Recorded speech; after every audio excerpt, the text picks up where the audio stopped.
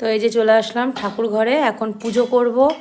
তো একটু লেটই হয়ে গেল আজকে পুজো করতে করতে, কারণ ওইদিকে ছোটোটা শরীরটা ওর ভালো নেই তো।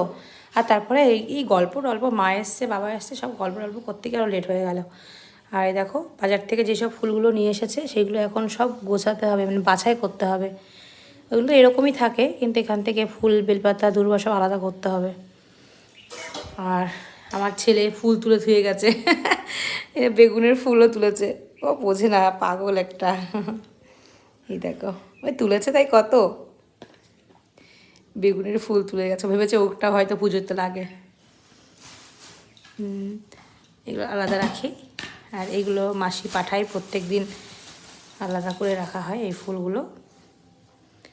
চলো আজকে পুজো এমনি লেট হয়ে গেছে, গোছগাছ করে নিই, তারপর তোমাদের সঙ্গে আবার কথা হবে।